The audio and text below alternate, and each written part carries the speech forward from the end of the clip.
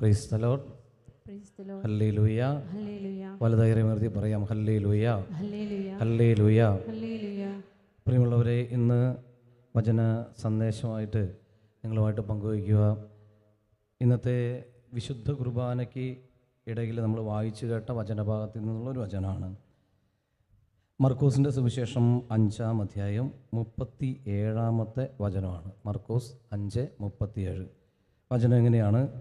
പത്രോസും യാക്കോബും യാക്കോബിൻ്റെ സഹോദരൻ യോഹന്നാനും ഒഴികെ മറ്റാരും തന്നോടുകൂടെ പോരാൻ അവൻ അനുവദിച്ചില്ല. വചനം ഒരിക്കൽ കൂടെ നമുക്ക് കേൾക്കാം. പത്രോസും യാക്കോബും യാക്കോബിൻ്റെ സഹോദരൻ യോഹന്നാനും ഒഴികെ മറ്റാരും തന്നോടുകൂടെ പോരാൻ അവൻ അനുവദിച്ചില്ല. നമുക്ക് ഈ വചനം ഒന്ന് ഏറ്റു പറഞ്ഞ് പ്രാർത്ഥിക്കാം. പത്രോസും യാക്കോബും യാക്കോബിൻ്റെ സഹോദരൻ യോഹന്നാനും ഒഴികെ മറ്റാരും തന്നോടുകൂടെ പോരാൻ അവൻ അനുവദിച്ചില്ല. ഹല്ലേലൂയ. പ്രിയപ്പെട്ട സഹോദരങ്ങളെ, ഒരു തെരഞ്ഞെടുപ്പിനെയാണ് നമ്മളവിടെ കാണുന്നത്. തെരഞ്ഞെടുപ്പ് സാധാരണ ഒരു തെരഞ്ഞെടുപ്പല്ല. തെരഞ്ഞെടുക്കപ്പെട്ടവരിൽ നിന്ന് പിന്നെയും പിന്നെയും കർത്താവ് ഇങ്ങനെ തെരഞ്ഞെടുത്തുകൊണ്ടിരിക്കുകയാണ്. അപ്പം ഞാനിന്ന് ഈ വചനം വായിച്ചു കഴിഞ്ഞപ്പോൾ എനിക്ക് തോന്നി ഈ തെരഞ്ഞെടുപ്പിനെ കുറിച്ച് ധ്യാനിക്കുന്നത് നല്ലതാണെന്ന്. പ്രിയമുള്ളവരെ, കർത്താവിൻ്റെ തെരഞ്ഞെടുപ്പിനെ കുറിച്ചൊന്ന് ആലോചിച്ച് നോക്കിയേ. യോഹന്നാൻ്റെ സുവിശേഷത്തിൻ്റെ 6-ാം അധ്യായം വരെ നമ്മൾ കാണുന്നത് അനേകം ശിഷ്യന്മാരാണ്. കർത്താവിന് അനേകം ശിഷ്യന്മാർ, 1, 2, 10, 12, 72 ഒന്നുമല്ല, അനേകം ശിഷ്യന്മാർ. ഈ അനേകം ശിഷ്യന്മാർ കർത്താവിനെ ഇങ്ങനെ അനുഗമിച്ചുകൊണ്ടിരിക്കുന്ന സമയത്ത് കർത്താവ് വിശുദ്ധ കുർബാനയെക്കുറിച്ചൊരു പ്രസംഗം അങ്ങ് പ്രസംഗിച്ചു, അല്ലേ? നമ്മൾ വായിക്കുന്നുണ്ട് 6-ാം അധ്യായം, യോഹന്നാൻ്റെ സുവിശേഷം 6-ാം അധ്യായമാണ്. എന്നിട്ട് ഈശോ പറഞ്ഞു, എൻ്റെ ശരീരമാണ് യഥാർത്ഥ ഭക്ഷണം, എൻ്റെ രക്തമാണ് യഥാർത്ഥ പാനീയം. എൻ്റെ ശരീരം ഭക്ഷിക്കുകയും എൻ്റെ രക്തം പാനം ചെയ്യുകയും ചെയ്തില്ലെങ്കിൽ നിങ്ങൾക്ക് ജീവൻ ഉണ്ടായിരിക്കില്ല. ഇങ്ങനെ പ്രസംഗിച്ചു കഴിഞ്ഞപ്പോൾ എന്ത് സംഭവിച്ചു? ഈ വചനം കഠിനമാണ് എന്ന് പറഞ്ഞ് ഇതാർക്ക് ഗ്രഹിക്കാൻ സാധിക്കും എന്ന് പറഞ്ഞ് അവർ അവനിൽ ഇടറി.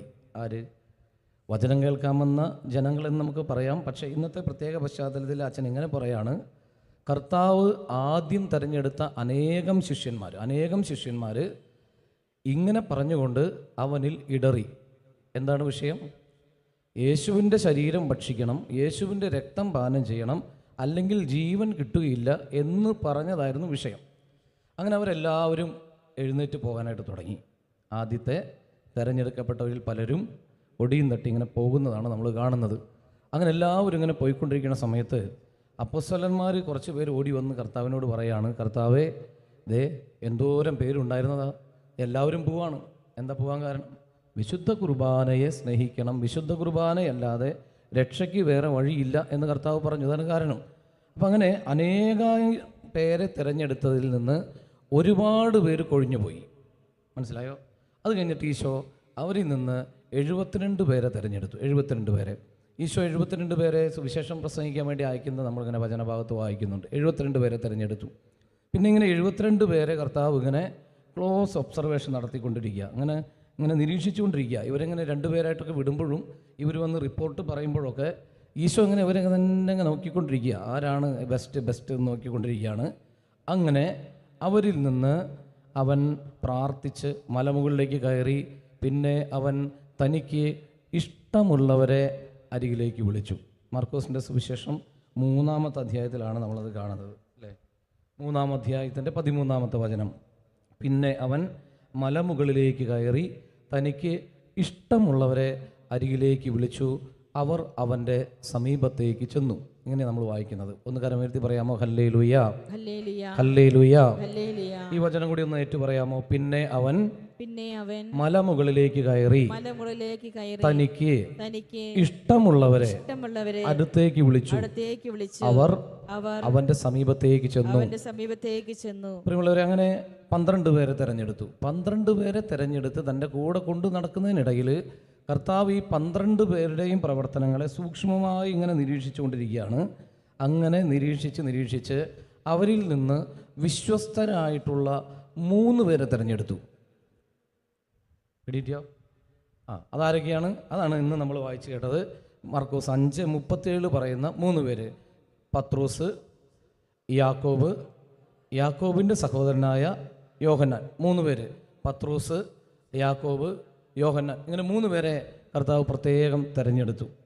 അതിൽ നിന്നും 2 പേരെ 2 തരത്തിൽ വീണ്ടും തിരഞ്ഞെടുത്തു. അതെന്തൊക്കെയാണ്? 1, അധികാരം കൈകാര്യം ചെയ്യുന്നതിന് ഒരാളെ തിരഞ്ഞെടുത്തു. ഈ 3-ൽ നിന്നും ഒരാളെ അധികാരം കൈകാര്യം ചെയ്യാൻ വേണ്ടിയിട്ട് തിരഞ്ഞെടുത്തു. അതാരെയാണ്?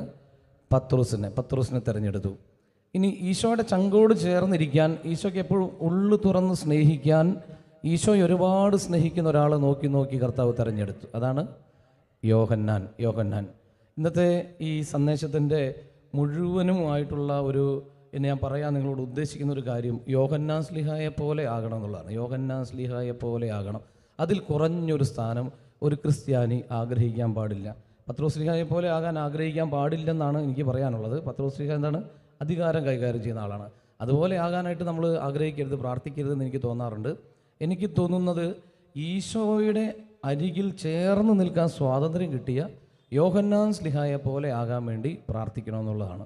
അങ്ങനെ പ്രാർത്ഥിക്കാറുണ്ടോ? പ്രാർത്ഥിക്കാറുള്ളവരൊന്ന് കൈ ഉയർത്തി. യോഹന്നാൻ ശ്ലീഹായെ പോലെ ആകാൻ പ്രാർത്ഥിക്കുന്നവർ, അങ്ങനെയാണെങ്കിൽ ഇന്ന് തുടങ്ങിയിട്ട് എല്ലാവരും പ്രാർത്ഥിച്ചു തുടങ്ങണം യോഹന്നാൻ ശ്ലീഹായെ പോലെ. യോഹന്നാൻ ശ്ലീഹയുടെ പ്രത്യേകത ഈശോയുടെ ചങ്കോട് ചേർന്നിരുന്ന അപ്പസ്തോലൻ, അതാണ് യോഹന്നാൻ ശ്ലീഹ. നമ്മളിങ്ങനെ പൗലോസ് ശ്ലീഹായുടെ ലേഖനങ്ങൾ വായിക്കുമ്പോൾ അതിൽ ഗലാത്തിയ ലേഖനം എനിക്ക് വളരെ ഇഷ്ടപ്പെട്ട ഒരു ലേഖനമാണ്. ഗലാത്തിയ ലേഖനം, അതിൽ പൗലോസ് ശ്ലീഹ 1-ാം അധ്യായത്തിൻ്റെ 15-ാമത്തെ വചനം ഇങ്ങനെ പറഞ്ഞു വെച്ചിരിക്കുകയാണ്: എന്നാൽ ഞാൻ മാതാവിൻ്റെ ഉദരത്തിലായിരിക്കുമ്പോൾ തന്നെ ദൈവം എന്നെ പ്രത്യേകം തിരഞ്ഞെടുത്തു, തൻ്റെ കൃപയാൽ അവിടുന്ന് എന്നെ വിളിച്ചു. ഈ തെരഞ്ഞെടുപ്പിനെ കുറിച്ചാണ് നമ്മൾ ധ്യാനിക്കുന്നത്. ഇപ്പോൾ പൗലോസ് ശ്ലീഹായെ സാവൂളായിരുന്ന സമയത്ത് അവനെ പ്രത്യേകം ദൈവം തിരഞ്ഞെടുത്തു. എങ്ങനെ തിരഞ്ഞെടുത്തത്? ഒരു യഹൂദനായി ജനിക്കാനുള്ള കൃപ നൽകിയിട്ടാണ് തിരഞ്ഞെടുത്തത്. യഹൂദനായി ജനിക്കാനുള്ള കൃപ. അങ്ങനെ യഹൂദനായി അവൻ ജീവിച്ചുകൊണ്ടിരിക്കുമ്പോൾ യഹൂദ വംശത്തിൻ്റെ നിയമങ്ങളാൽ തീക്ഷ്ണതയാൽ നിറഞ്ഞ് യഹൂദർക്ക് ഭീഷണിയാകുന്ന കർത്താവ് ഈശോ മിശിഹായെ, അവൻ്റെ ശിഷ്യരെ ഇല്ലായ്മ ചെയ്യാൻ വേണ്ടി ഈ സാവൂൾ പരിശ്രമിക്കുകയാണ്. അപ്പോൾ ഒരു യഹൂദൻ്റെ കണ്ണിലൂടെ നോക്കിക്കഴിഞ്ഞാൽ സാവൂൾ തെറ്റ് ചെയ്യുന്നുണ്ടോ? ഉണ്ടോ? ഒന്ന് പറഞ്ഞു നോക്കിയേ. സാവൂൾ തെറ്റ് ചെയ്യുന്നുണ്ടോ? ഉണ്ടോ? ഇല്ല. എന്താണ്? യഹൂദന്മാരുടെ നിയമത്തിന് എതിരെ നിൽക്കുന്നവരെ ഇല്ലായ്മ ചെയ്യാൻ വേണ്ടിയിട്ടാണ് അവൻ പരിശ്രമിക്കുന്നത്. മനസ്സിലായോ? പിന്നീട് കർത്താവ് ഈശോ മിശിഹ അവനെ പ്രത്യേകം തിരഞ്ഞെടുക്കുകയാണ്. ആ യഹൂദന്മാരിൽ നിന്നും ഒരു ക്രിസ്ത്യാനിയുടെ സ്ഥാനത്തേക്ക് അവനെ തിരഞ്ഞെടുക്കുകയാണ്, പ്രത്യേകം തിരഞ്ഞെടുക്കുകയാണ്. ആ തിരഞ്ഞെടുപ്പ് ഒരു ഗംഭീര തിരഞ്ഞെടുപ്പായിരുന്നു. അതെങ്ങനെ തിരഞ്ഞെടുത്തത്? കുതിരപ്പുറത്ത് പോകുന്ന സമയത്ത് ഒരൊറ്റ തട്ടാണ് അവനെ തട്ടി താഴെയിട്ട് അവൻ്റെ കാഴ്ച ഇല്ലാതാക്കി കളഞ്ഞ്, പിന്നീട് അവന് പതുക്കെ കാഴ്ച കൊടുത്ത് അവനെ പ്രത്യേകം തിരഞ്ഞെടുത്ത് സാവൂളിനെ പൗലോസാക്കി മാറ്റി. അവൻ്റെ മാമോദിസ എന്ന് വേണമെങ്കിൽ നമുക്ക് പറയാൻ പറ്റും. ഈ യോഹന്നാൻ്റെ സുവിശേഷത്തിൻ്റെ 3-ാം അധ്യായത്തിൽ ഇങ്ങനെ പാതിരാത്രി മാമോദിസയെക്കുറിച്ച് ചർച്ച നടത്തുന്ന ഒരാളെക്കുറിച്ച് നമ്മൾ കാണുന്നുണ്ട്, അല്ലേ? അതാരാണ്? യോഹന്നാൻ സുവിശേഷം 3-ാം അധ്യായത്തിൽ പാതിരാക്കി കർത്താവിൻ്റെ അടുത്ത് വന്നിട്ട് മാമോദിസയെക്കുറിച്ച് ചർച്ച നടത്തുന്ന ഒരാൾ. അറിയാൻ പറ്റും ആരാണെന്ന്? നിക്കോദേമോസ് ആണ് ആൾ. നിക്കോദേമോസ്.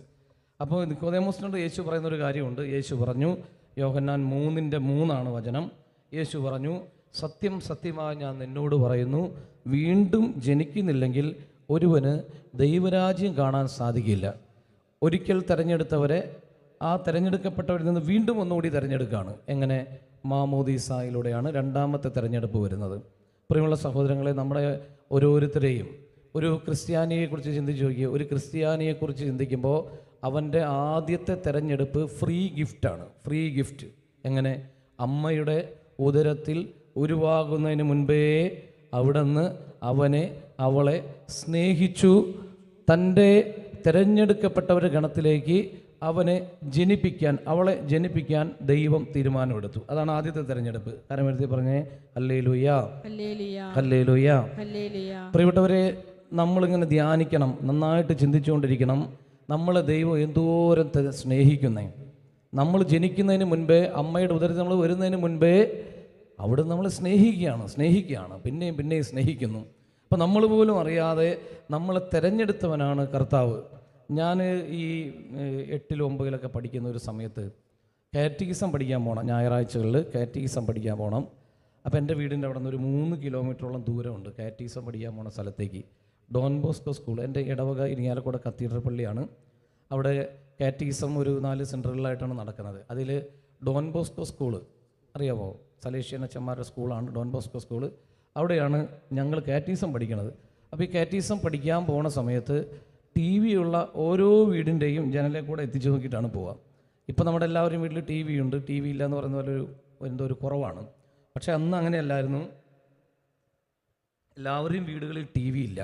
അപ്പോൾ ഈ ടി വി കാണണമെങ്കിൽ നമ്മൾ ആരെങ്കിലുമൊക്കെ വീട്ടിൽ, നിങ്ങൾ ഓർക്കുന്നുണ്ടോ? അങ്ങനെ കുറച്ചുകൂടി പ്രായമുള്ളവർക്കൊക്കെ ഓർമ്മയുണ്ടാവും. ഞങ്ങളൊക്കെ ഇങ്ങനെ ഒരു ചിത്രഗീതം എന്ന് പറഞ്ഞൊരു പരിപാടി ഉണ്ടായിരുന്നു ടി വിയിൽ. ചിത്രഗീതം അത് വ്യാഴാഴ്ച ദിവസങ്ങളിലായിരുന്നു. ചിത്രഗീതം എന്ന് പറഞ്ഞാൽ സിനിമ പാട്ടുകൾ ഇങ്ങനെ വരുന്നൊരു പരിപാടിയാണ്. പ്രാർത്ഥനയൊക്കെ കഴിഞ്ഞ് ഞങ്ങളെല്ലാവരും ഇങ്ങനെ വെയിറ്റ് ചെയ്ത് നിൽക്കും. ഞങ്ങളുടെ അവിടെ ഒരു എപ്രമ്പൻ മേഴ്സി ചേച്ചി, വർഗീസ് ചേട്ടൻ മേഴ്സി ചേച്ചി ദമ്പതിമാരുടെ വീടുണ്ട്. അവിടെ മാത്രമാണ് ടി വി ഉള്ളത്. അപ്പോൾ അവരുടെ വീടിൻ്റെ ഈ ചായ്പ് മുറി എന്നൊക്കെ പറയും. ഇങ്ങനെ നീളത്തിലൊരു മുറി ഉണ്ടാകും പണ്ടത്തെ സ്ട്രക്ചർ അനുസരിച്ച്. എറയത്തിൻ്റെ അവിടെ നിന്ന് വാതിലുള്ള ഒരു മുറിയാണ് ചായ്പ് മുറി. അവിടെയാണ് ഈ ടി വി വെച്ചിരിക്കുന്നത്. ഞങ്ങൾ അകലേന്നേ നോക്കിയിരിക്കും. ഇവർ ഈ ടി വി ഒന്ന് ഓണാക്കിയാലാണ് ഞങ്ങൾക്ക് ചിത്രഗീതം കാണാൻ പറ്റുള്ളൂ. കൊതിയോടെ ഇങ്ങനെ എല്ലാവരും കൂടി, അയൽപ്പക്കാരെല്ലാവരും ഉണ്ട് നോക്കി നിൽക്കുക. അപ്പോൾ ഇവരാണെങ്കിൽ ചിലപ്പോൾ പോസ് ഇടും. എല്ലാവരും അവിടെ നിൽക്കട്ടെ, അങ്ങനെ നമുക്ക് തോന്നാണ്, അറിഞ്ഞൂടാ. അപ്പോൾ അങ്ങനെയൊക്കെ. അപ്പോൾ ഞങ്ങളിങ്ങനെ പോകുന്ന വഴിക്ക് എല്ലാ ടി വികളും വെച്ചിട്ടുള്ള വീടുകളിലൊക്കെ എത്തിച്ചു നോക്കാനുള്ള കാരണം അതിനകത്ത് രാമായണം മഹാഭാരതം ഈ സാധനം സംപ്രേഷണം ചെയ്യുന്ന സമയമാണ് കാറ്റഗിസത്തിൻ്റെ സമയം. നിങ്ങൾക്ക് ഓർമ്മയുണ്ടോയെന്ന് എനിക്ക് അറിഞ്ഞൂടാ. ഓർമ്മയുണ്ടോ? അപ്പോൾ ഇത് കാണണം എന്ന് പറഞ്ഞത് ഭയങ്കര അട്രാക്ഷനാണ് ഇത് കാണാനായിട്ട്. യുദ്ധവും കുതിരയും പട്ടാളക്കാരും അങ്ങനെയൊക്കെ ആയിട്ട് നല്ല രസമാണ് കാണാനായിട്ട്. അപ്പോൾ ഇത് കാണാനായിട്ട് ഇങ്ങനെ ഓരോ സ്ഥലത്ത് ഇങ്ങനെ എത്തി നോക്കി പോകുമ്പോഴൊക്കെ മനസ്സിൽ പറയുന്നൊരു കാര്യമുണ്ട്. എന്താണെന്നറിയാമോ? ക്രിസ്ത്യാനിയായ കാരണം പെട്ടു. എന്തേ? ക്രിസ്ത്യാനിയായ കാരണം കാറ്റഗിസത്തിന് പോകണ കാരണം കൊണ്ട് രാമായണവും മഹാഭാരതവും കാണാൻ പറ്റുന്നില്ല. ഇതായിരുന്നു അന്നത്തെ ചിന്ത. അപ്പം ഞാനിങ്ങനെ ആലോചിക്കുകയാണ്. ഇന്ന് അൾത്താരയിൽ നിൽക്കുമ്പോൾ ഞാൻ ആലോചിക്കുക, കർത്താവേ എന്തുമാത്രം അറിവ് കുറവാണെന്ന് പറഞ്ഞത്. നമുക്ക് നൽകിയിട്ടൊരു ഭാഗ്യം, ഒരു ക്രിസ്ത്യാനിക്ക് നൽകിയിട്ടുള്ള ഒരു ഭാഗ്യം, അവനെ അമ്മയുടെ ഉദരത്തിൽ ഉരുവാകുന്നതിന് മുമ്പേ തെരഞ്ഞെടുത്ത കർത്താവിൻ്റെ ഒരു കാരുണ്യം, ആ ഭാഗ്യം തിരിച്ചറിയാൻ പറ്റാതെ പോയി. ആ ഭാഗ്യത്തെക്കുറിച്ച് പറഞ്ഞു തരാനായിട്ട് ആളില്ലാതായിപ്പോയി അന്ന്. ഇന്നോ നമുക്കിഷ്ടം പോലെ സാധ്യതകളാണ്, അല്ലേ? ഇഷ്ടം പോലെ സാധ്യതകൾ. ധ്യാന കേന്ദ്രങ്ങൾ ഒരുപാട്, തൊട്ടടുത്തടുത്തടുത്ത് ധ്യാന കേന്ദ്രം. അന്ന് ഈ പോട്ടയിൽ വന്നാൽ മാത്രമേ വചനം കേൾക്കാൻ സാധിക്കുകയുള്ളായിരുന്നു. ഇന്ന് പോട്ടയുണ്ട്, ഡിവൈനുണ്ട്, അങ്ങോട്ട് മാറി ജെറൂസലേം ധ്യാന കേന്ദ്രമുണ്ട്, തൃശ്ശൂർ രൂപതയുടെ ധ്യാന കേന്ദ്രങ്ങളുണ്ട്, ഇപ്പുറത്തേക്ക് മാറിയ BLM ധ്യാന കേന്ദ്രമുണ്ട്. ചുറ്റും ധ്യാന കേന്ദ്രങ്ങളാണ്. പോയാൽ മാത്രം മതി. മനസ്സിലായോ? സ്ഥലത്തിന് കുറവില്ല, നമ്മൾ ചെന്നിരുന്ന് കൊടുക്കേണ്ട കുറവ് മാത്രമേ ഉള്ളൂ. എന്തായാലും പ്രിയപ്പെട്ടവരെ, ഒരു തെരഞ്ഞെടുപ്പ് നമുക്ക് ലഭിച്ചിട്ടുണ്ട്. ആദ്യത്തെ തെരഞ്ഞെടുപ്പ് ഓരോ ക്രിസ്ത്യാനിക്കും കിട്ടിയിട്ടുള്ള വലിയ ഭാഗ്യമാണ് ആദ്യത്തെ ഈ തെരഞ്ഞെടുപ്പ്. അമ്മയുടെ ഉദരത്തിൽ ഉരുവാകുന്നതിന് മുമ്പേ തെരഞ്ഞെടുത്ത് ഒരു ക്രിസ്തീയ ഭവനത്തിൽ കൊണ്ടുവന്ന് ജനിപ്പിച്ചതാണ് ആദ്യത്തെ തെരഞ്ഞെടുപ്പ്. ഒന്നുകൂടി പറയാമോ? കരമുയർത്തി ഹല്ലേലൂയ, ഹല്ലേലൂയ. ഓരോ തെരഞ്ഞെടുപ്പിനെ പറ്റി നമ്മളിങ്ങനെ നന്ദി പറഞ്ഞുകൊണ്ടേയിരിക്കണം. രണ്ടാമത്തെ തെരഞ്ഞെടുപ്പ് എന്തായിരുന്നു? രണ്ടാമത്തെ തെരഞ്ഞെടുപ്പാണ് യോഹന്നാൻ 3:3 പറഞ്ഞത്. സത്യമായി ഞാൻ നിങ്ങളോട് പറയുന്നു, വീണ്ടും ജനിക്കുന്നില്ലെങ്കിൽ ഒരുവന് ദൈവരാജ്യം കാണാൻ സാധിക്കില്ല. വീണ്ടും ജനനം. അതെന്താണ്? അത് നമ്മുടെ മാമോദീസയാണ്. ഈ രണ്ടാമത്തെ തെരഞ്ഞെടുപ്പ് മുതൽ പലർക്കും അതിനകത്ത് കയറിക്കൂടാനുള്ള സാധ്യതയും കിട്ടിയിരിക്കുകയാണ്. രണ്ടാമത്തെ തെരഞ്ഞെടുപ്പ്. ആദ്യത്തെ തെരഞ്ഞെടുപ്പ് കിട്ടിയില്ല എന്ന് പറഞ്ഞാൽ അമ്മയുടെ ഉദരത്തിൽ ഉരുവാകുന്നതിന് മുമ്പേ ഒരു ക്രിസ്തീയ കുടുംബത്തിലേക്ക് ജനിക്കാനുള്ള തെരഞ്ഞെടുപ്പ് കിട്ടിയില്ല. അങ്ങനെ കിട്ടാത്തവരും യേശു ക്രിസ്തുവിനെ തിരിച്ചറിഞ്ഞ് രണ്ടാമത്തെ തെരഞ്ഞെടുപ്പ് വഴി സഭയിലേക്ക് കയറി വരുന്നവരുണ്ട്. അതാണ് മാമോദീസയൊക്കെ സ്വീകരിച്ച് സഭയിലേക്ക് കയറി വരുന്ന വിജാതീയരായിട്ടുള്ള മക്കൾ. അവർ യേശുവിനെ അറിഞ്ഞ് അനുഭവിച്ച് കയറി വന്നിട്ടുള്ള മക്കളാണ്. അത് രണ്ടാമത്തെ തെരഞ്ഞെടുപ്പ്. നമുക്കങ്ങനെ രണ്ടാമത്തെ തെരഞ്ഞെടുപ്പിനും വലിയ റിസ്ക് ഒന്നും ഉണ്ടായിട്ടില്ല, അല്ലേ? വലിയ റിസ്ക് ഉണ്ട്. ഞാൻ ഇന്നലെയും കൂടെ ഒരു സഹോദരിക്ക് മാമോദീസ മുങ്ങണമെന്ന് പറഞ്ഞിട്ട് എന്തോ ഒരു പാടാണ്, എളുപ്പമുള്ള കാര്യമൊന്നുമല്ല. അപ്പോൾ അവർ 3ാമത്തെ പ്രാവശ്യം ബിഷപ്പ് ഹൗസിലേക്ക് പോയിക്കൊണ്ടിരിക്കുന്നത്. അവിടേക്ക് പോകും, അപ്പോൾ എന്തെങ്കിലും കുറവുണ്ടെന്ന് പറഞ്ഞ് തിരിച്ചയക്കും. വീണ്ടും അവർ ആ കുറവ് നികത്തി കൊടുക്കും, വീണ്ടും പോകും. ഇന്നലെ അവർ വീണ്ടും പോയി. അങ്ങനെ 2ാം പ്രാവശ്യം ഇന്നലെ പോയി കഴിഞ്ഞപ്പോൾ വീണ്ടും ഒരു അപേക്ഷയുടെ കുറവുണ്ടെന്ന് പറഞ്ഞിട്ട് വീണ്ടും തിരിച്ചയച്ചിരിക്കുകയാണ്. അപ്പോൾ അവരിന്ന് കാലത്ത് വിശുദ്ധ കുർബാന കഴിഞ്ഞപ്പോൾ ഓടി വന്നിരിക്കുകയാണ്. അച്ചോ, ഇത്രയും ബുദ്ധിമുട്ടുണ്ടെന്ന് ഞങ്ങൾക്ക് അറിയില്ലായിരുന്നു. പക്ഷേ വാർത്തകളിലൊക്കെ കാണുന്നവരൊക്കെ പിടിച്ച് മാമോയിസം വെക്കുന്നതാണല്ലോ. മനസ്സിലായോ? എല്ലാവരും വിചാരം വെറുതെ ഈ വാർത്തകളിലൊക്കെ കാണുന്ന പോലെ ഓടി വന്ന് പിടിച്ച് തലയിൽ കൂടെ വെള്ളം വെച്ച് മാമോയിസം വെക്കുന്നതാണ്. പക്ഷേ ഒരാൾ ക്രിസ്തീയ സഭയിലേക്കൊന്ന് ചേരണമെങ്കിൽ, കത്തോലിക്ക സഭയിലേക്ക് ചേരണമെങ്കിൽ എന്തോരം പാടാണ്. നമ്മളിങ്ങനെ അപേക്ഷ സമർപ്പിച്ച്, പിന്നെ ഈ ഹൈന്ദവരുടെ സാക്ഷ്യപത്രങ്ങൾ 2 വേണം, അവരുടെ അനുവാദത്തോടു കൂടിയാണ് പോകണമെന്നുള്ള സാക്ഷ്യപത്രം വേണം, അഫിഡവിറ്റ് വേണം, വക്കീലിനെ കാണണം, ഒരുപാട് നൂലാമാലകളാണ്.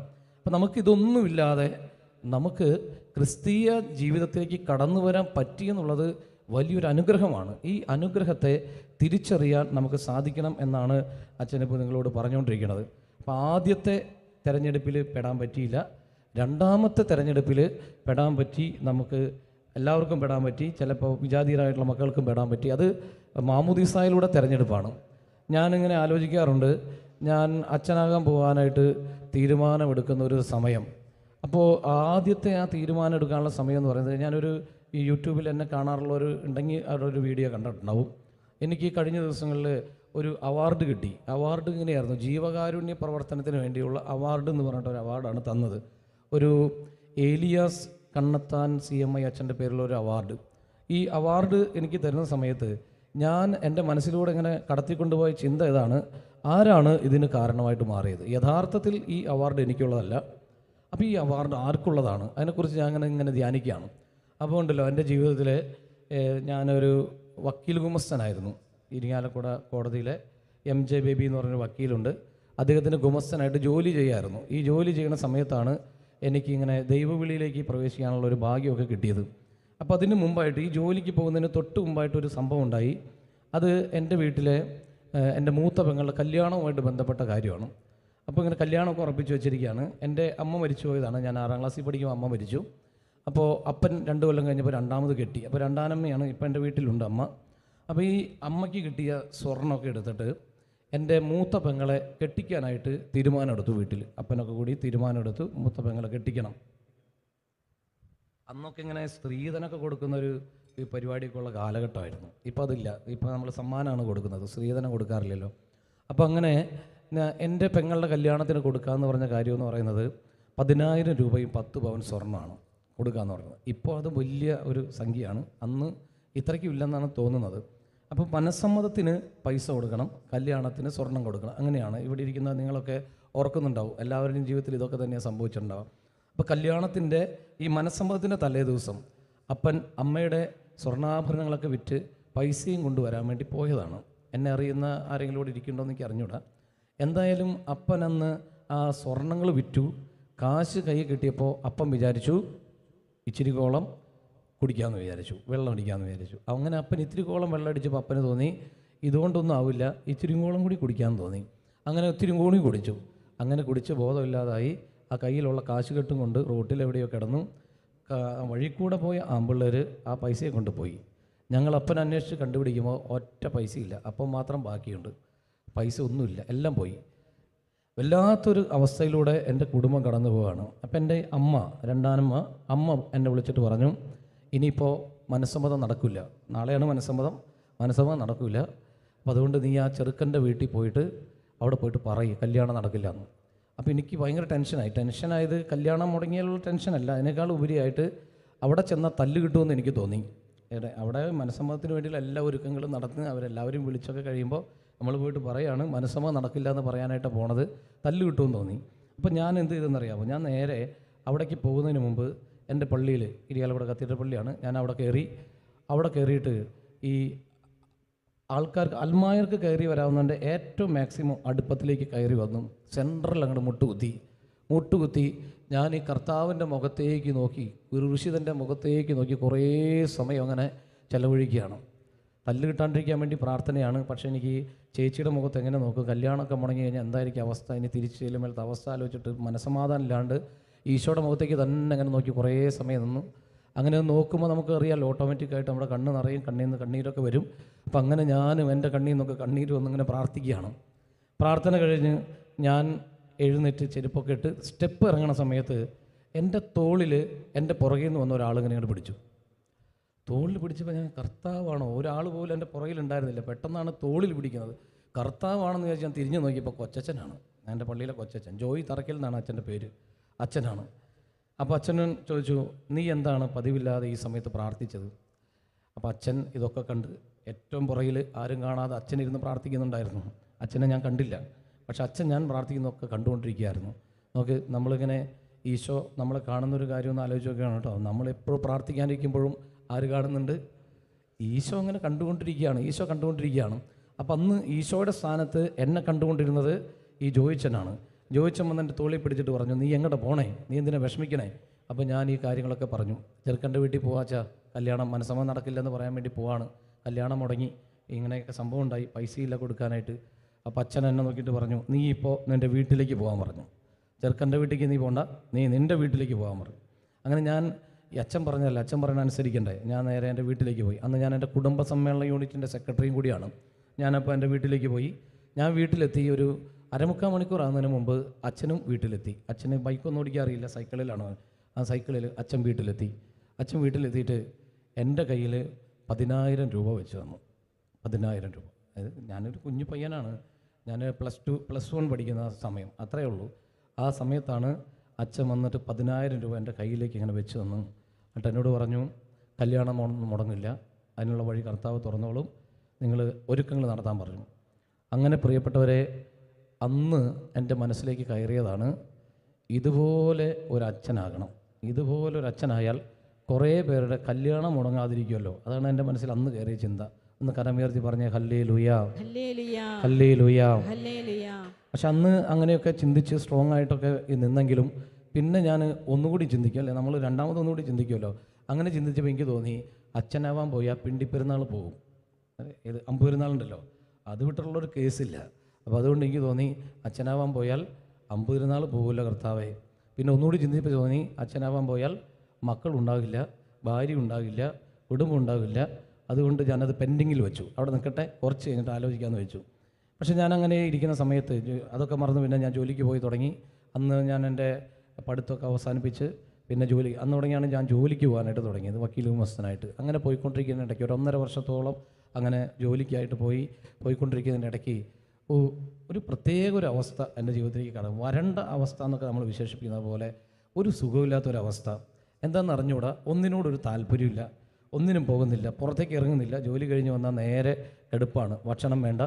2 ദിവസം കഴിഞ്ഞപ്പോൾ ജോലിക്കും പോകുന്നില്ല, വീട്ടിലിങ്ങനെ ചുമ്മാ കെടുപ്പാണ്, വെറുതെ ഇങ്ങനെ പാമ്പ് ഇരവിഴിങ്ങിയ പോലെ അങ്ങനെ കെടുക്കുക. അപ്പോൾ ഈ അമ്മ വന്ന് ചോദിക്കാനോട്, നിനക്കെന്താടാ പറ്റിയേ, നീ എന്താ ജോലിക്ക് പോകാത്തേ? ജോലിക്ക് പോകുന്നില്ലെന്ന് മാത്രമല്ല, പള്ളിയിൽ പോകുന്നില്ല, ജോലിക്ക് പോകുന്നില്ല, എങ്ങോട്ടും പോകുന്നില്ല. അങ്ങനെ ഒരു വെറുതെ ഇങ്ങനെ എന്തോ ഒരു എന്താണെന്ന് പറയാനും പറ്റുന്നില്ല. അങ്ങനെ ഒരു 3-4-5 ദിവസം അതുപോലെ എൻ്റെ ജീവിതത്തിൽ കടന്നുപോയി. എനിക്ക് മനസ്സിലാവുന്നില്ല എന്താ സംഭവിച്ചതെന്ന്. അങ്ങനെ ഇരിക്കുന്ന സമയത്ത് എനിക്കൊരു കത്ത് കിട്ടി. കത്ത് അയച്ചത് ജോമോൻ മുളരിക്കൽ എന്ന് പറഞ്ഞിട്ട് എൻ്റെ കൂടെ പഠിച്ച 10ാം ക്ലാസ് വരെ പഠിച്ച ഒരു കൂട്ടുകാരനാണ്. ഈ കത്തിലാകെ 2 വരി എഴുതിയിട്ടുള്ളൂ. ആ വരി ഇങ്ങനെയാണ്: ഷിബു, എന്നെ ദൈവം വിളിക്കുന്നു എന്ന് തോന്നുന്നു, ഞാൻ അച്ഛനാവാൻ പോവാണ്. ഇത്ര എഴുതിയിട്ടുള്ളൂ. ഷിബു എൻ്റെ പേര്, എന്നെ അച്ഛനാവാൻ വിളിക്കുന്നു എന്ന് തോന്നുന്നു, ഞാൻ അച്ഛനാകാൻ വേണ്ടി പോവാണ്. 2 വരി എഴുതിയിട്ടുള്ളൂ. ഇത് വായിച്ച വഴിക്ക് ഒരു ഷോക്കടിക്കുന്ന ഒരു അനുഭവം എനിക്കുണ്ടായി.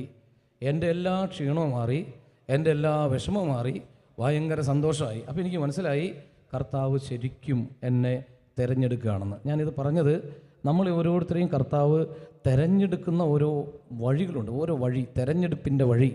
നമ്മളിങ്ങനെ കല്യാണം കഴിക്കാൻ വേണ്ടി ആഗ്രഹിച്ചു പോയവനെ പിടികൂടി കൊണ്ടുവരാനായിട്ട് കർത്താവ് ചെയ്യുന്ന ഓരോരോ വഴികളാണ്, ഓരോ വഴി തിരഞ്ഞെടുക്കാൻ വേണ്ടി.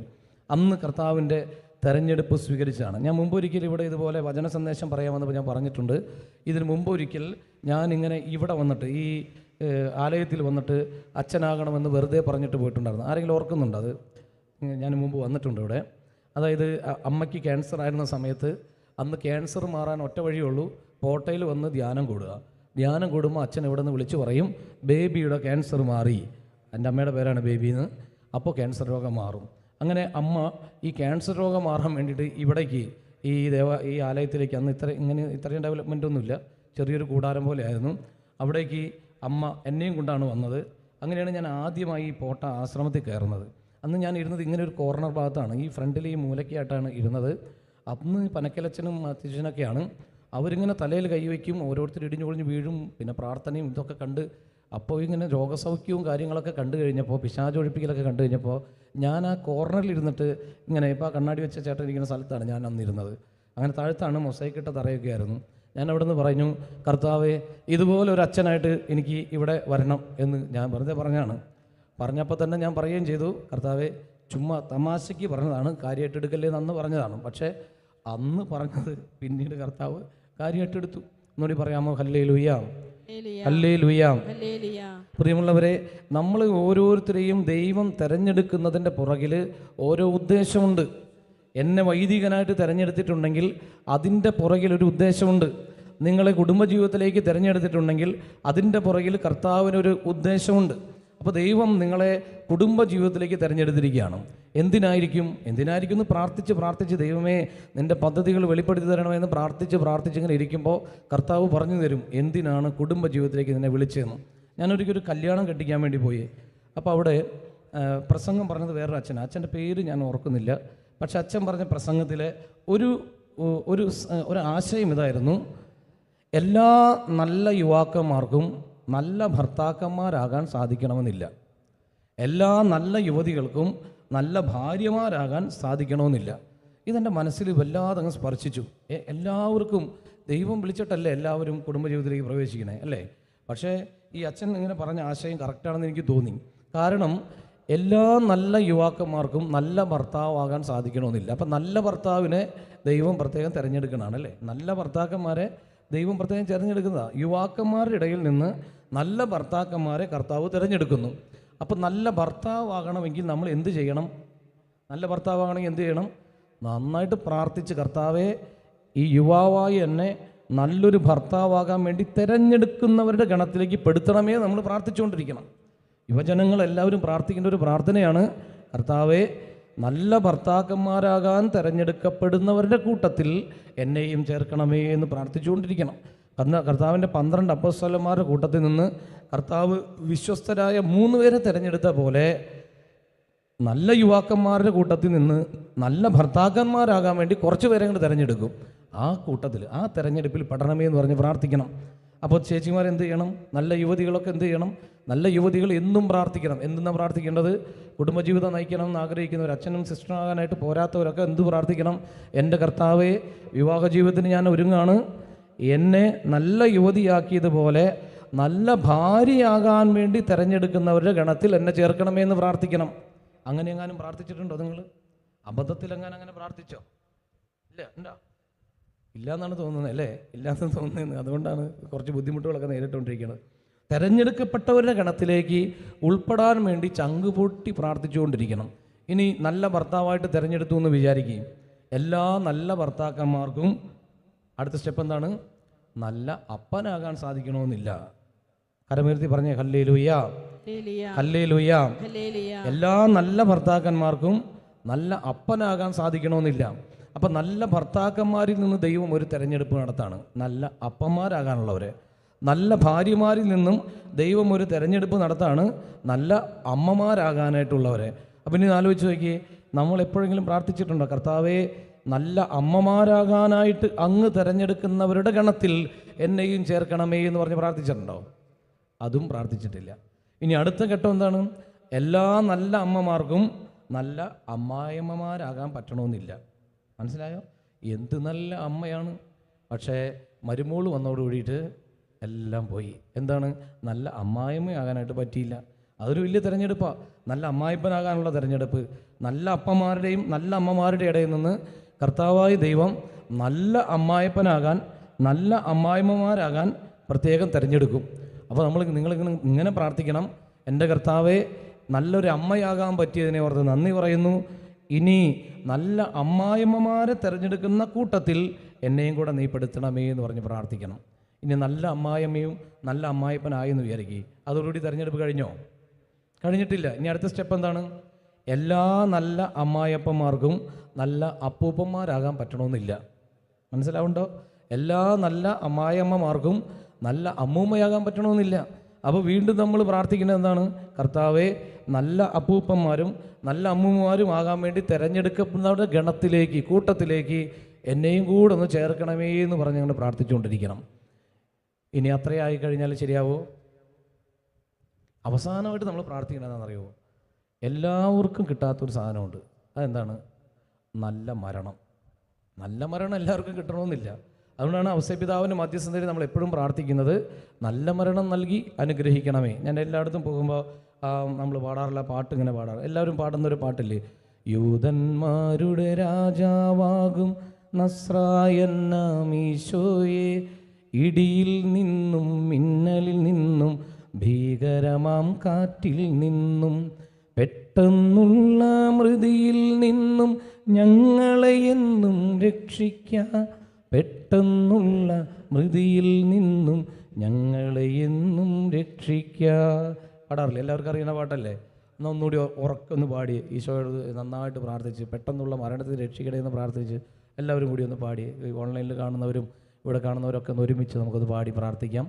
യൂതന്മാരുടെ രാജാവായ നസ്രായനാം ഈശോയെ, ഇടിയിൽ നിന്നും മിന്നലിൽ നിന്നും ഭീകരമാം കാറ്റിൽ നിന്നും പെട്ടെന്നുള്ള മൃതിയിൽ നിന്നും ഞങ്ങളെ എന്നും രക്ഷിക്കുക, പെട്ടെന്നുള്ള മൃതിയിൽ നിന്നും ഞങ്ങളെ എന്നും രക്ഷിക്കുക. കരമുയർത്തി പറഞ്ഞ ഹല്ലേലൂയ, ഹല്ലേലൂയ, ഹല്ലേലൂയ. ഞാൻ എവിടെ ക്ലാസ് എടുക്കാൻ പോയാലും ഇപ്പോൾ ഈ പാട്ട് പാടും. കാരണം പെട്ടെന്നുള്ള മരണത്തിൽ നമ്മൾ രക്ഷിക്കുക എന്ന് പറഞ്ഞാൽ നിസ്സാര കാര്യമല്ല. എനിക്ക് എൻ്റെ കാലിൽ ഈ ഒരു ഇത് ഞാനിവിടെ മുമ്പത്തെ ക്ലാസ്സിലൊന്ന് പറഞ്ഞിട്ടുള്ളതാണ്, മസിൽ ട്യൂമർ പോലത്തെ സാധനം വന്നതാണ്, ക്യാൻസറാന്ന് പറഞ്ഞതാണ്. അപ്പോൾ ക്യാൻസറിന് വേണ്ടി ഞാൻ ഒരുങ്ങി പ്രാർത്ഥിച്ചു, കർത്താവിനോട് നന്ദി പറഞ്ഞ് പ്രാർത്ഥിച്ചു, ക്യാൻസർ നന്ദി കർത്താവ് എന്ന് പറഞ്ഞ് പ്രാർത്ഥിച്ചു. പക്ഷേ ലാസ്റ്റ് റിസൾട്ട് വന്നപ്പോൾ നെഗറ്റീവ് റിസൾട്ട് വന്നു. അപ്പോൾ എനിക്ക് ചെറിയൊരു വിഷമം തോന്നി കർത്താവിനോട്. കർത്താവിന് ശരിക്കും അങ്ങോട്ട് സ്നേഹമില്ല എന്ന് തോന്നണേന്ന്, ശരിക്കും അങ്ങോട്ട് സ്നേഹമില്ല. കാരണം എന്താണെന്നറിയോ, നമുക്കൊരു അസുഖമൊക്കെ വന്ന് നമ്മൾ മരിക്കുകയാണെങ്കിൽ, ഞാൻ ഇന്നലെ ജൂബിലി മിഷനിൽ ഒരു ചെറുപ്പക്കാരനായ ഒരു പയ്യൻ്റെ അവസാന നിമിഷങ്ങളാണെന്ന് പറഞ്ഞപ്പോൾ അവനെ ഒരുക്കാൻ വേണ്ടി ഒന്ന് പോയി. ജൂബിലി മിഷൻ ആശുപത്രിയിലാണ് അപ്പോൾ കിടക്കുന്നത്, ലാസ്റ്റ് സ്റ്റേജിലാണ്. അപ്പോൾ അവന് ഇപ്പോഴും പ്രത്യാശയുണ്ട്, കർത്താവ് ഒരു അത്ഭുതം പ്രവർത്തിച്ചാൽ അവൻ എഴുന്നേറ്റ് പോരാവുന്നതേ ഉള്ളൂ. ഡോക്ടർമാർ പറയുന്നു അവൻ്റെ ലാസ്റ്റ് സ്റ്റേജ് ആയെന്ന്. പക്ഷേ തമ്പുരാൻ കൂടി തീരുമാനിക്കണമല്ലോ. അപ്പോൾ ഞാനിങ്ങനെ പോയി പ്രാർത്ഥിക്കുകയാണ്, കർത്താവെ 38 വർഷം തളർവാദം പിടിപെട്ട് നടന്ന ഒരു മനുഷ്യനെ എഴുന്നേൽപ്പിച്ച് നടത്താൻ ഒരു സെക്കൻഡല്ലേ വേണ്ടി വന്നുള്ളൂ, ഒരു സെക്കൻഡ് വേണ്ടി വന്നുള്ളൂ. കാരണം അവനെക്കൊണ്ട് ദൈവത്തിന് പൂർത്തീകരിക്കാൻ പദ്ധതി ഉണ്ടായിരുന്നു. അതുകൊണ്ടാണ് അവനെ എഴുന്നേൽപ്പിച്ച് നടത്തിയത്, അല്ലെങ്കിൽ നടത്തില്ലായിരുന്നു. എല്ലാ തളർവാദ രോഗികളും കർത്താവ് എഴുന്നേൽപ്പിച്ച് നടത്തിയിട്ടുണ്ടോ? ഇല്ല. എല്ലാ ചെവി കേൾക്കാത്തവർക്കും കേൾവി ശക്തി കൊടുത്തിട്ടുണ്ടോ? ഇല്ല. കണ്ണ് കാണാത്ത എന്തോരം പേരുണ്ടായിരുന്നു, അതിന് ചിലർക്ക് മാത്രമാണ് കാഴ്ചശക്തി കൊടുത്തത്. അപ്പോൾ ദൈവിക പദ്ധതി പൂർത്തീകരിക്കാൻ എന്താണോ ആവശ്യമുള്ളത് അതാണ് തരുള്ളൂ, അല്ലെങ്കിൽ തരില്ല. മനസ്സിലായോ? ചില രോഗങ്ങൾ എന്തോരം പ്രാർത്ഥിച്ചാലും മാറില്ല. നിങ്ങൾക്ക് അനുഭവപ്പെട്ടിട്ടില്ലേ? ചില രോഗങ്ങൾ എന്തോരം പ്രാർത്ഥിച്ചാലും മാറില്ല. അത് ദൈവമഹത്വത്തിന് വേണ്ടി തന്നിരിക്കുന്നതാണ്, അത് മാറില്ല. ചില രോഗങ്ങൾ പെട്ടെന്ന് പ്രാർത്ഥിച്ചാൽ സൗഖ്യം പ്രാപിക്കും. ചിലരെന്തോരം ഒരു രോഗം മാറാൻ വേണ്ടി അച്ഛൻ എൻ്റെ പേരൊന്ന് വിളിച്ചു പറയണേ എന്ന് പറഞ്ഞ് ആഗ്രഹിച്ച് പ്രാർത്ഥിക്കും. പക്ഷെ ഒരു രക്ഷയില്ല. അച്ഛൻ പേര് വിളിച്ചു പറയുന്നില്ല, രോഗം മാറുന്നില്ല. എന്താ കാരണം? നമ്മൾ പറയും ദൈവത്തിന് നമ്മളോട് സ്നേഹമില്ല എന്താണ്. പക്ഷെ ദൈവം പറയും, മോനെ എൻ്റെ പദ്ധതി പ്രകാരം നീ ഇതിലൂടെ കടന്നു പോയാലാണ് നിൻ്റെ ആത്മാവ് രക്ഷപ്പെടുള്ളൂ, അതിൽ നിന്ന് രക്ഷപ്പെടാൻ നീ ശ്രമിക്കരുതെന്ന് പറയും. അപ്പോൾ എന്തായാലും ഒരു തെരഞ്ഞെടുപ്പിനെ കുറിച്ച് പറഞ്ഞുകൊണ്ടിരിക്കുന്നതിനിടയ്ക്കാണ് ഇതിലേക്കൊക്കെ വന്നത്. പ്രിയമുള്ള സഹോദരങ്ങളെ, ദൈവത്തിൻ്റെ തെരഞ്ഞെടുപ്പ് തുടർച്ചയായിട്ടുള്ളൊരു പ്രതിഭാസമാണ്, തുടർച്ചയായുള്ള പ്രതിഭാസം. ഞാൻ അച്ഛനാകാനായിട്ട് വന്നു, വൈദികനായി, അതോടുകൂടി ഞാൻ വിചാരിക്കുകയാണ് എൻ്റെ തെരഞ്ഞെടുപ്പ് പൂർത്തിയായി എന്ന് പറഞ്ഞാൽ എൻ്റെ ജീവിതം എങ്ങനെ പോകും? എൻ്റെ ജീവിതം ഇങ്ങനെ മരവിച്ച പോലെയായിട്ട് പോകും. കർത്താവ് ഓരോ സെക്കൻഡിലും തിരഞ്ഞെടുക്കുകയാണ്, അല്ലേ? ഇപ്പോൾ ഇന്നലെ കാലത്താണ്, ഇന്നലെ മിനിയാന്ന് ആണ് ബിനോയ് എന്നെ വിളിക്കുന്നത്, അച്ഛാ ഒഴിവുണ്ടാകുമോ ബുധനാഴ്ച? ആ വിളി എന്താണ്? തിരഞ്ഞെടുപ്പാണ്. ഇവിടെ ഇന്ന് നിങ്ങളോട് വചനം പറയാൻ വേണ്ടി കർത്താവ് ഒരാളെ തിരഞ്ഞെടുക്കുകയാണ്. ആ തിരഞ്ഞെടുപ്പ് എനിക്ക് വേണമെങ്കിൽ തട്ടിക്കളയാം, എനിക്ക് സൗകര്യമില്ല അച്ഛൻ എന്ന് പറഞ്ഞാൽ അച്ഛൻ അടുത്ത ആളെ വിളിക്കും. അപ്പോൾ എൻ്റെ തിരഞ്ഞെടുത്ത എൻ്റെ സ്ഥാനം പോയി. മനസ്സിലായോ? കർത്താവ് നമ്മളൊരു കാര്യത്തിന് വേണ്ടി നിയോഗിക്കുമ്പോൾ എപ്പോഴും യെസ് പറഞ്ഞുകൊണ്ടിരിക്കണമെന്നാണ് ഞാൻ ഈ പറഞ്ഞു വരുന്നത് നിങ്ങളുടെ അടുത്ത്. അപ്പോൾ അച്ഛൻ എന്നെ വിളിച്ചു, ഞാൻ അച്ഛനോട് യെസ് പറഞ്ഞു. അപ്പോൾ ആ തെരഞ്ഞെടുപ്പ് പൂർത്തിയായി ഞാൻ ഇവിടെ വന്ന് നിൽക്കുകയാണ്. ഇന്ന് ഇത് കഴിയുമ്പോൾ ഞാൻ എന്ത് ചെയ്യണമെന്നുള്ളത് ആര് പ്ലാൻ ചെയ്തിട്ടുണ്ടാവും? കർത്താവ് പ്ലാൻ ചെയ്തിട്ടുണ്ടാവും. അപ്പോൾ അതനുസരിച്ച് എനിക്ക് അറിയിപ്പ് വരും, ഇങ്ങനെ ചെയ്യാൻ പറ്റുമോ? അപ്പം ഞാൻ ശരി അങ്ങനെ ചെയ്യാം എന്ന് പറഞ്ഞ് അങ്ങനെ പോവുകയാണ്. എൻ്റെ പ്രിയപ്പെട്ട സഹോദരങ്ങളെ, ഇന്നലെ അല്ലേ കഴിഞ്ഞ തിങ്കളാഴ്ച മിനിഞ്ഞാന്ന് എനിക്കുണ്ടായ ഒരു അനുഭവം നിങ്ങളായിട്ട് പങ്കുവയ്ക്കുകയാണെന്ന്. അപ്പം എൻ്റെ ഇടവക പള്ളിയിലെ ഏകദിന ധ്യാനം നടക്കുന്ന ദിവസമാണ് തിങ്കളാഴ്ച. വന്ന് ദിവ്യകാരുണ്യ പ്രദർശനമൊക്കെ കഴിഞ്ഞ് ഈശോയും കൊണ്ട് കയറി വന്ന് അൾത്താരയിൽ വെച്ചിട്ട് ശക്തമായുള്ള സ്തുതിപ്പൊക്കെ നടത്തും. സ്തുതിപ്പ് കഴിഞ്ഞ് അങ്ങനെ ശാന്തമായി ഇരുത്തും. ആ ഇരിക്കുന്ന സമയത്ത് കുറേ മെസ്സേജുകൾ കർത്താവ് അങ്ങനെ തരുന്നത് അങ്ങനെ വിളിച്ചു പറയും. അപ്പോൾ അങ്ങനെ ഇന്നലെ വിളിച്ചു പറയുന്ന ഒരു മെസ്സേജാണ്. സാധാരണ ഇതിൽ എനിക്ക് പേര് വെച്ചിട്ടുള്ള മെസ്സേജ് കർത്താവ് തരാറില്ല. അപ്പോൾ ഇന്നലെ ഈശോ അങ്ങനെ ഒരു പേര് തന്നു, മനു എന്ന പേര്. മനുവിനെ കർത്താവ് അനുഗ്രഹിക്കുന്നു. മനുവിന് വേണ്ടി പ്രാർത്ഥിക്കുന്ന ഒരു അമ്മ ഇവിടെ വന്നിട്ടുണ്ട്. ആ അമ്മയെ ഈശോ അനുഗ്രഹിക്കുന്നു എന്നാണ് മെസ്സേജ്. ഞാൻ ആ മെസ്സേജ് വിളിച്ചു പറഞ്ഞു കഴിഞ്ഞാൽ പിന്നെ ഏതാ മനു എന്ന് നോക്കാൻ പാടില്ല, അത് വിശ്വാസക്കുറവാണ്. പറയുക പോവുക, കർത്താവ് പ്രവർത്തിച്ചോളും. അപ്പോൾ അങ്ങനെ ഞാനിത് വിളിച്ചു പറഞ്ഞു. ആദ്യമായിട്ടാണ് ഒരു പേര് വിളിച്ചു പറയുന്നത്. അപ്പോൾ ആ പേര് വിളിച്ചു പറഞ്ഞു. ചെറിയ കമ്മ്യൂണിറ്റി ആകുമ്പോൾ നമ്മൾ പേര് പറഞ്ഞു കഴിഞ്ഞാൽ പെട്ടെന്ന് എല്ലാവരും അങ്ങോട്ടും ഇങ്ങോട്ടൊക്കെ നോക്കും. അപ്പോൾ അതുകൊണ്ട് പേര് പറയാറില്ല. പക്ഷേ ഇത് പേരടക്കം പറയാൻ പറഞ്ഞു. ഞാനങ്ങനെ പേര് വിളിച്ചു പറഞ്ഞു. അങ്ങനെ കഞ്ഞൂടിയൊക്കെ കഴിഞ്ഞ് ഞാൻ മുകളിലെത്തി. അത്യാവശ്യം കാണാനുള്ളവരൊക്കെ കണ്ടു കഴിഞ്ഞപ്പോൾ ഒരു സഹോദരി ഇങ്ങനെ കരഞ്ഞു വീർത്ത കണ്ണുകളുമായിട്ട് ഓടി വരാൻ എൻ്റെ അടുത്തേക്ക്. അച്ഛാ, ആ മനുവിന് വേണ്ടി പ്രാർത്ഥിക്കാൻ പറഞ്ഞില്ലേ, അതെൻ്റെ മോനാണ്. ആ ചേച്ചി ആദ്യമായിട്ടാണ് ആ പള്ളിയിലേക്ക് വരുന്നത് ആരാധനയ്ക്കായിട്ട്.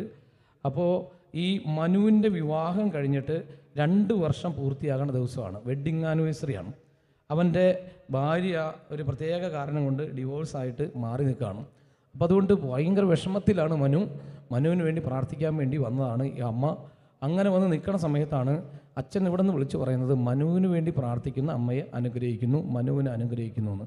ഒന്ന് കരമുയർത്തി പറയാമോ? Hallelujah, hallelujah, hallelujah. ഞാനിപ്പോൾ ഈ പറഞ്ഞത് ഈശോ ഇന്നും ജീവിക്കുന്നു എന്നുള്ളതിൻ്റെ തെളിവ് മനുഷ്യർക്ക് കൊടുക്കുന്ന രീതിയാണ്.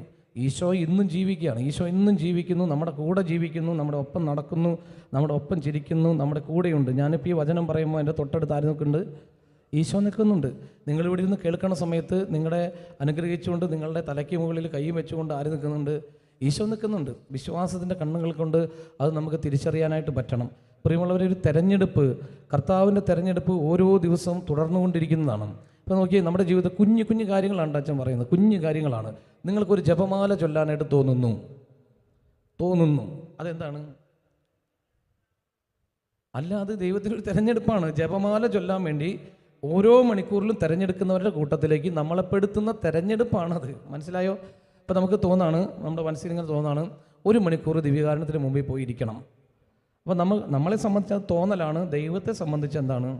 കർത്താവിനെ സംബന്ധിച്ച് കർത്താവിൻ്റെ തെരഞ്ഞെടുപ്പാണ്. ആ 1 മണിക്കൂറിൽ ദിവ്യകാരുണ്യ സന്നിധിയിൽ ഇരിക്കുന്നവരുടെ കൂട്ടത്തിൽ നിന്നെയും കൂടി ഇരുത്താൻ കർത്താവ് തിരഞ്ഞെടുക്കുന്നതാണ്.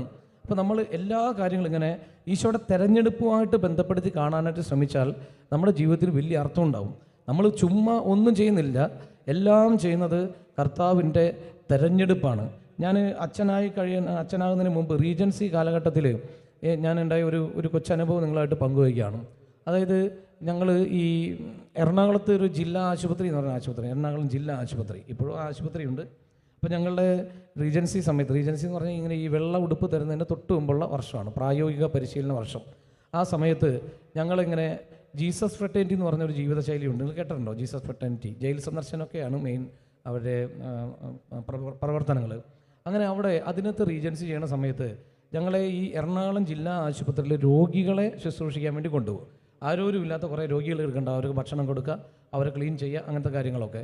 അങ്ങനെ ക്ലീനിങ് ഒക്കെ കഴിഞ്ഞ് ഒരു ദിവസം അങ്ങനെ നിൽക്കുമ്പോൾ ഞങ്ങളെ കൊണ്ടുപോയൊരു സഹോദരൻ വന്നിട്ട് പറഞ്ഞു, ഇവിടെ ഇറാമ്പുലി കടിച്ച ഒരു ആൾ കിടക്കുന്നുണ്ട്. ഇറാമ്പുലി കടിച്ച ആളെ കാണണമെന്ന് ചോദിച്ചു. അപ്പോൾ ഞങ്ങൾക്ക് ഭയങ്കര സന്തോഷമായി. ഞങ്ങൾ 11 പേരുണ്ട്. അപ്പോൾ എനിക്കാണ് ഭയങ്കര സന്തോഷം. ബാക്കിയുള്ളവരുടെ മനസ്സ് എനിക്ക് അറിഞ്ഞുകൂടാ. അതായത് കുറേ ജാതി ആൾക്കാരെ കണ്ടിട്ടുണ്ട്, ഇറാമ്പുലി കടിച്ച ആളെ കണ്ടിട്ടില്ല.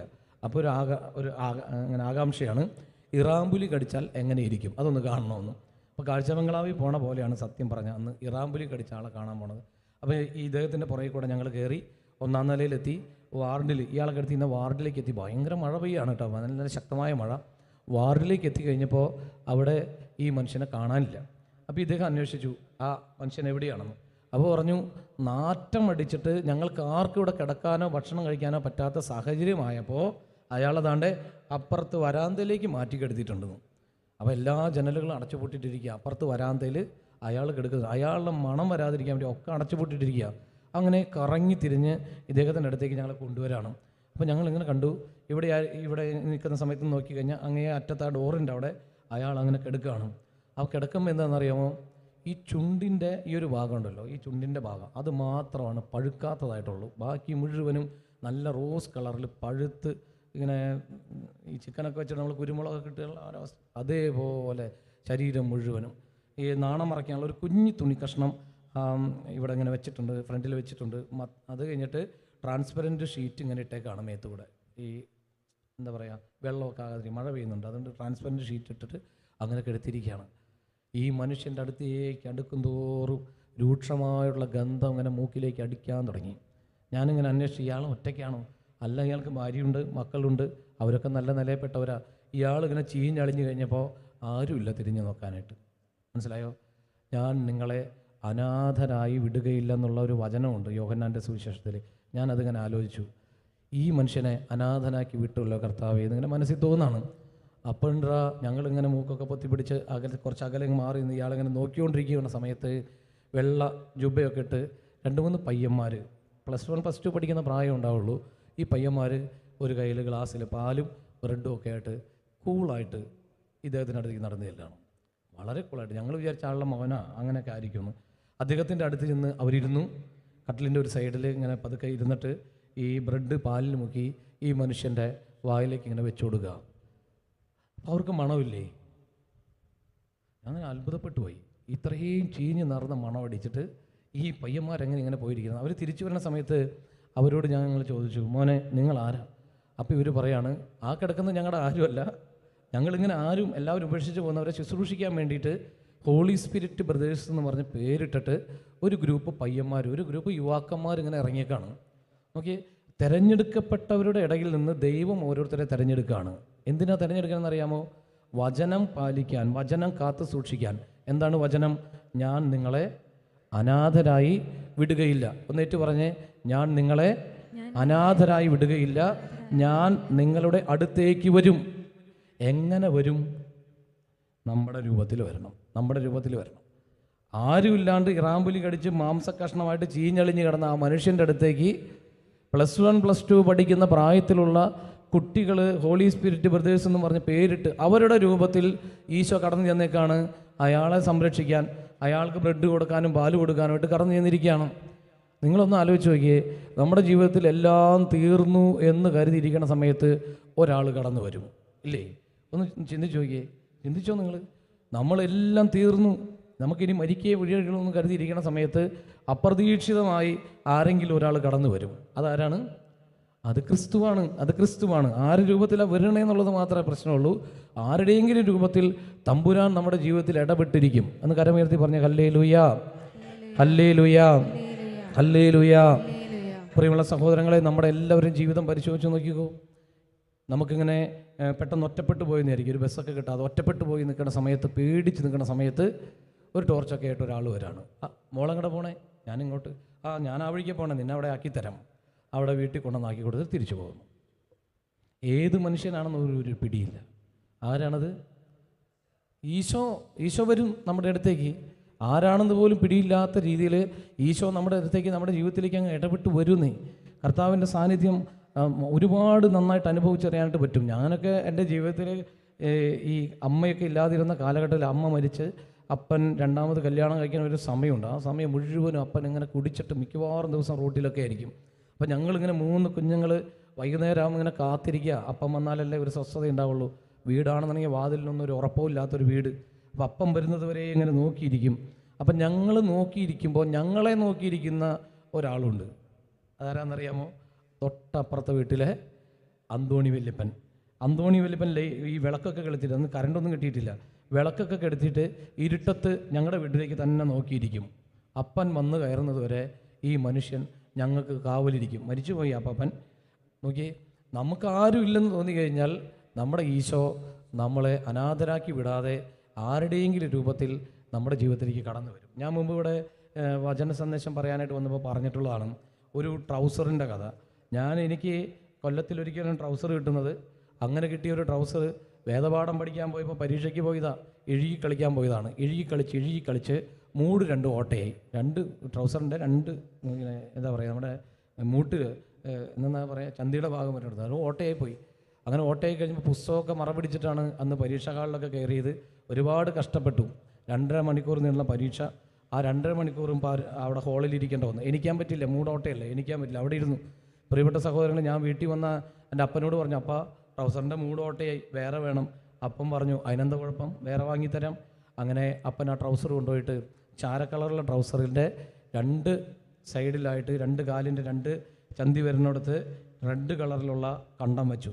2 കണ്ടം വെച്ച് കൊണ്ട് നണ്ട് പറഞ്ഞു, അടുത്ത കൊല്ലം പെരുന്നാൾ വരെ നീ ഇത് ഇട്ട് നടന്നാൽ മതി. ഒന്ന് ആലോചിച്ചു. ഞാൻ 8 9 പഠിക്കുന്ന സമയത്താണ് ഈ ചുവന്ന കളറിൽ ഡേഞ്ചർ ലൈറ്റിൻ്റെ പോലെ 2 കഷ്ണങ്ങൾ കറക്റ്റ് ബാക്കിൽ ഇത് വെച്ചിട്ട് എങ്ങനെ പോകും ഞാൻ പുറത്തേക്ക്. കരഞ്ഞു നിന്നൊരു സമയമുണ്ട്. ഇതിട്ടിട്ട് 1 കൊല്ലം തയ്ക്കണം. അപ്പുറത്തെ വീട്ടിലെ ഔസ് വല്ലിപ്പൻ്റെ വല്യമ്മ, ഏലിക്കുട്ടി വല്യമ്മയാണ്. ഏലിക്കുട്ടി വല്യമ്മ ഞാൻ കരയുന്നത് കണ്ടു.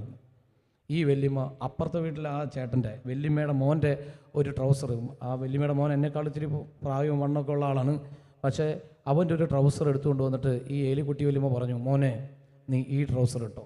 അന്ന് കർത്താവായിട്ട് കടന്നു വന്നത് ഏലിക്കുട്ടി വല്യമ്മയാണ്. അരങ്ങ് കെട്ടാനുള്ള ചാക്ക് ചരട് ഇരിക്കുന്നുണ്ടായിരുന്നു. ആ ചാക്ക് ചരട് കണ്ടില്ലേ, മൈദ പശ തേച്ചിട്ട് അരങ്ങൊട്ടിക്കണത്. ആ ചാക്ക് ചരടിൻ്റെ ഒരു കഷ്ണം ഈ ബെൽറ്റ് ഇടാനുള്ള ഹുക്കിൻ്റെ ഉള്ളിൽ കൂടെ ഇട്ട് ആ കയറ് വലിച്ചു കെട്ടിയിട്ടാണ് ഞാൻ ആ കൊല്ലം ഓടിച്ചു തീർത്തത്. കരവരുത്തി പറഞ്ഞ ഹല്ലേലൂയ. നമ്മളെ ഒരിക്കലും കർത്താവ് അനാഥരായിട്ട് വിടുകയില്ല, ഒരിക്കലും അനാഥരായിട്ട് വിടുകയില്ല. നമ്മളെ സംരക്ഷിക്കാൻ വേണ്ടി നമ്മുടെ കർത്താവ് ഈശോ മിശിഹ ഏതെങ്കിലും വഴിയിലൂടെ നമ്മുടെ അടുത്തേക്ക് കടന്നു വരും. നമ്മുടെ യോഹന്നാൻ്റെ സുവിശേഷത്തിൻ്റെ 8-ാമത്തെ അധ്യായം വളരെ ഹൃദയസ്പർശിയായ ഒരു ഭാഗമാണ് അവിടെ വിവരിച്ചു വയ്ക്കുന്നത്. പിടിക്കപ്പെട്ട വ്യഭിചാരിണി എന്നാണ് തലക്കെട്ട് എഴുതി വച്ചിരിക്കുന്നത്. വ്യഭിചാരത്തിൽ പിടിക്കപ്പെട്ട ഒരു സ്ത്രീയെ കല്ലെറിഞ്ഞു കൊല്ലാൻ വേണ്ടിയിട്ട് യഹൂദ പ്രമാണിമാരെല്ലാവരും കൂടി ഓടിച്ചിട്ട് കൊണ്ടുവരികയാണ്. നോക്കി, അവളുടെ മനസ്സൊന്ന് സ്വന്തമാക്കാനായിട്ട് പരിശ്രമിച്ച് നോക്കിയേ, എല്ലാം തീർന്നു അല്ലേ, എല്ലാം തീർന്നു, ഇപ്പം കല്ലെറിഞ്ഞ് കൊല്ലും. അങ്ങനെ കല്ലെറിഞ്ഞ് പലരെയും കൊല്ലുന്ന അവൾ കണ്ടിട്ടുണ്ട്. അപ്പോൾ അതുകൊണ്ട് ഇവളെ പിടിക്കപ്പെട്ടു, ഇനി രക്ഷയൊന്നുമില്ല, കല്ലെറിഞ്ഞ് കൊല്ലും. മരണത്തിൻ്റെ അവസാന നിമിഷമാണ്, മരണത്തിൻ്റെ അവസാന നിമിഷം. ആരുമില്ല, എല്ലാവരും കൈവിട്ടു. അവൾ മുകളിലേക്ക് നോക്കി, അവൾ പറഞ്ഞു, എൻ്റെ കർത്താവേ, എൻ്റെ ഗതികേട് കൊണ്ടാണ് എനിക്കിത് ചെയ്യേണ്ടി വന്നത്. അവൾ ചങ്കെടുത്ത് പറഞ്ഞിട്ടുണ്ടാവും, എൻ്റെ കർത്താവേ, എൻ്റെ ഗതികേട് കൊണ്ടാണ് എനിക്ക് ചെയ്യേണ്ടി വന്നത്. എന്നിട്ട് കർത്താവിൻ്റെ മുമ്പിൽ വന്നപ്പോൾ അവൾ അവിടെ ഇങ്ങനെ തല താഴ്ത്തി പിടിച്ച് സാഷ്ടാംഗം പ്രണമിച്ച് കർത്താവിൻ്റെ പാദത്തിൽ കിടക്കുകയാണ്. കർത്താവാകട്ടെ ഇങ്ങനെ കുനിഞ്ഞ് വിരൽ കൊണ്ട് നിലത്ത് എഴുതിക്കൊണ്ടിരുന്നു. വേറെ ഏതെങ്കിലും വചനഭാഗത്ത് നിങ്ങൾ വായിച്ചിട്ടുണ്ടോ കർത്താവ് കുനിഞ്ഞ് വിരൽ കൊണ്ട് നിലത്ത് എഴുതിയിരുന്നു? ആകെ ആ ഒരു സംഭവം അവിടെ മാത്രമാണ് കർത്താവ് നിലത്ത് എഴുതിയിട്ടുള്ളൂ. അപ്പോൾ കർത്താവ് എന്തായിരിക്കും എഴുതിയിട്ടുണ്ടാവുക? ഒന്ന് ആലോചിച്ച് നോക്കി. വ്യഭിചാരത്തിൽ പിടിക്കപ്പെട്ടവരെ എല്ലാവരും കല്ലെറിഞ്ഞ് കൊല്ലണമെന്നാണ് നിയമം. അപ്പോൾ ഈ കൂട്ടത്തിൽ വന്നിട്ടുള്ളവരിൽ വ്യഭിചാരം ചെയ്തവരുടെ പേരായിരിക്കണം കർത്താവ് എഴുതിയിട്ടുണ്ടാവുക. അങ്ങനെ ഞാൻ വിശ്വസിക്കുകയാണ്. കരമുയർത്തി പറഞ്ഞ ഹല്ലേലൂയ, ഹല്ലേലൂയ.